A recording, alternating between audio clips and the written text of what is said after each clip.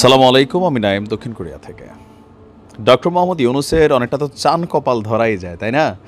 ৫ই আগস্ট যেই অভ্যুত্থানের মাধ্যমে একটা নাটকীয়ভাবে জেলে যাওয়ার বিপরীতে তিনি বাংলাদেশের সর্বোচ্চ ক্ষমতার চেয়ারে বসলেন। এটা ইটস এ মিরাকেল। এটা আমার কাছে মনে হয়েছিল তখনও মিরাকেল, আবার এখনও আজকের দিনে ট্রাম্প প্রশাসনের সাথে বা ট্রাম্পের সাথে ডক্টর মোহাম্মদ ইউনূসের যেই একটা বাজে সম্পর্ক ছিল, মেইন কারণ হচ্ছে হিলারি ক্লিন্টনকে একটা ফান্ডিং করেছিলেন তৎকালীন সময়ে আপনার ডক্টর মোহাম্মদ ইউনূস।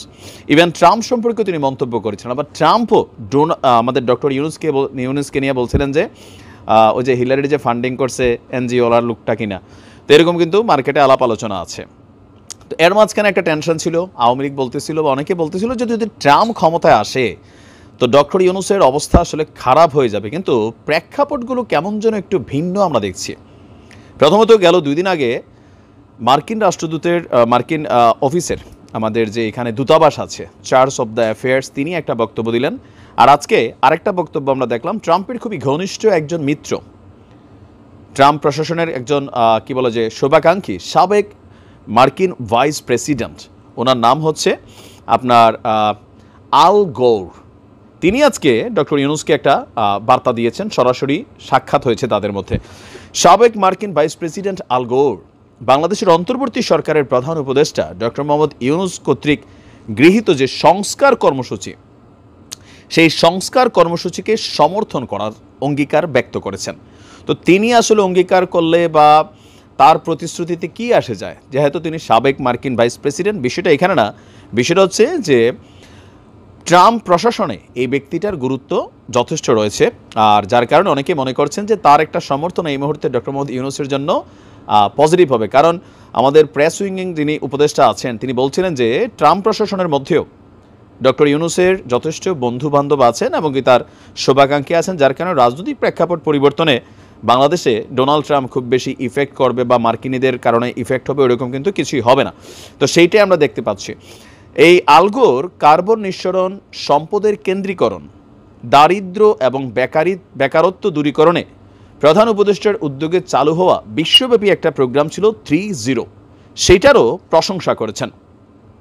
সুইজারল্যান্ডের পাহাড়ি শহর দাভোসে বিশ্ব অর্থনৈতিক ফোরামের বার্ষিক সম্মেলনের ফাঁকে আল গোর তিনি অধ্যাপক ইউনূসের সাথে সাক্ষাৎ করেছেন। এই সময় বিভিন্ন বিষয় নিয়ে তারা আলোচনা করেন। বিশ্বের শীর্ষস্থানীয় জলবায়ু কর্মী হিসাবেই পরিচিতি পেয়েছিলেন আল গোর, আর সরকারকে, অন্তর্বর্তী সরকারের যে সংস্কার কর্মসূচি বিশদ আকারে তারা শুনেছেন। তারপর এখানে তাদের অবস্থান তারা প্রকাশ করেছেন যে আমেরিকা ইউনূসকে সাপোর্ট করে যাবে। আর প্রধান উপদেষ্টার উপপ্রেস সচিব আবুল কালাম আজাদ তিনি এই তথ্য দিয়েছেন। তিনি বলছেন যে উভয় নেতা জুলাই বিপ্লব, জলবায়ু পরিবর্তন, বৈশ্বিক উষ্ণায়নের ক্ষতিকর প্রভাব হ্রাস, বাংলাদেশের অন্তর্বর্তী সরকারের বিভিন্ন কর্মকাণ্ড এবং নির্বাচন ও ভূ রাজনৈতিক বিষয় নিয়ে ব্যাপক আলোচনা করেছেন। সাবেক মার্কিন ভাইস প্রেসিডেন্ট বাংলাদেশের সংস্কার কর্মসূচি এবং একটি অবাধ ও সুষ্ঠু নির্বাচনের মাধ্যমে দেশের গণতান্ত্রিক রূপান্তরকে তিনি সমর্থন করার কথা জানিয়েছেন। তো অধ্যাপক ইউনূস তাকে জুলাই অভ্যুত্থানের সময় আঁকা গ্রাফিতি এবং দেয়াল চিত্রের উপর ভিত্তি করে রচিত যে শিল্পকর্ম দ্য আর্ট অফ ট্রায়াম্ফ, এই বইটি উপহার দিয়েছেন। তো আপনার বাংলাদেশের তরুণদের বিপ্লবী চেতনাকে আল গোর বলছেন যে অসাধারণ। তিনি বলছেন আমি বইটির প্রতিটি পৃষ্ঠা মনোযোগ দিয়ে দেখেছি এবং বাংলাদেশকে আগামী দিনে একটা সুষ্ঠু গণতান্ত্রিক রাষ্ট্রে, শক্তিশালী গণতান্ত্রিক রাষ্ট্রে মানে পরিণত হওয়ার স্বপ্ন তিনি দেখছেন। আর তার জায়গা থেকে এবং আমেরিকার পক্ষ থেকে সর্বোচ্চ সমর্থন তারা রাখবে। তো একের পর এক পজিটিভ দৃষ্টিভঙ্গি তৈরি হচ্ছে। আজকেই ডক্টর ইউনূসের একটা বক্তব্য ছিল যে এই বছরের মধ্যেই স্বল্প সংস্কার করে নির্বাচন দিয়ে দিবেন, মাঠে নানান আলোচনা হচ্ছে। তার মাঝখানে এই ধরনের বক্তব্যগুলো সরকারের ইন্টারন্যাশনাল কানেক্টিভিটিকে আরও শক্তিশালী করে, বিশেষ করে আমেরিকার যখন একটা কানেক্টিভিটি ক্রিয়েট হয়। দেখা যাক এরপরেও কী হয়। ভালো থাকুন। আসসালামু আলাইকুম।